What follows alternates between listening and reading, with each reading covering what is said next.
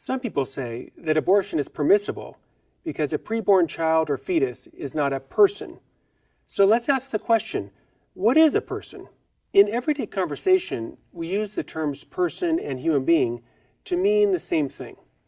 I'm a person, you're a person, your parents are persons. Children, yours or somebody else's, are persons. Your dog might have a lot of personality, but your dog is not a person. Your car or computer, definitely not persons. But the terms human being and person do belong to different categories. Human being is mainly a biological term, whereas person is mainly a moral term, referring to an individual's value or rights. Now, it's simply a scientific fact that preborn children are human beings. Every prenatal human being is an individual member of the species Homo sapiens. From the moment when the sperm fertilizes the egg, the preborn child has his or her own unique genetic identity. The question then arises, do all human beings deserve basic human rights? Are all human beings persons? Or do only some human beings, those similar to us, have value and worth? Every time in human history that we have said that a certain group of human beings are not persons, it's resulted in a horrible tragedy. Think of the slavery of Africans, or the Holocaust of Jewish people, or the oppression of women. All of these human rights abuses came from denying a group of human beings their personhood. So, let's look at the differences between persons like you and me and prenatal human beings. We can easily remember all these differences by the acronym SLED: size, level of development, environment, and dependency. First, size. Some abortion advocates will say that prenatal human beings are not persons because they're so small, about the size of a dot on a page and less than a couple inches long in the first trimester.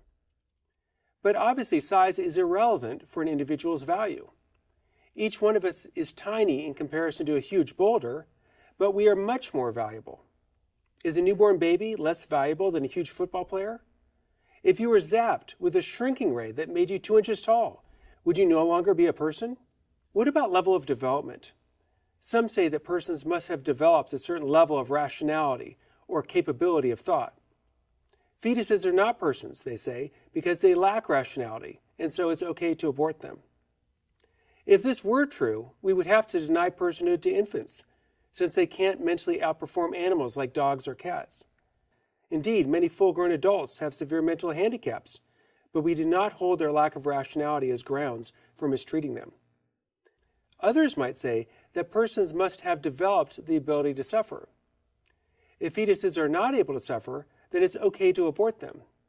Well, is it okay for an adult to be killed painlessly while they sleep? No, of course not. That would be murder. Moreover, rats have the ability to suffer, but no one thinks that rats are persons with equal rights to us. What about environment?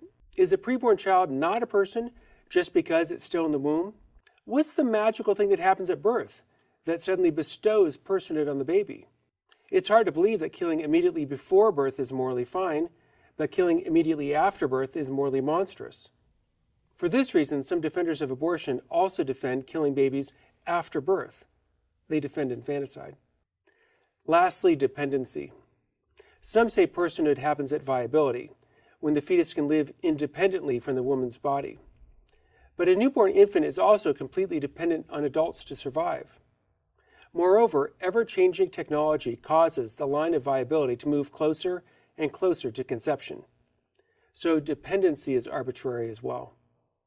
In conclusion, to say all human beings are persons is to promote human equality and inclusivity, and to ensure that no human being, born or unborn, is ever deprived of their intrinsic dignity and their basic human rights.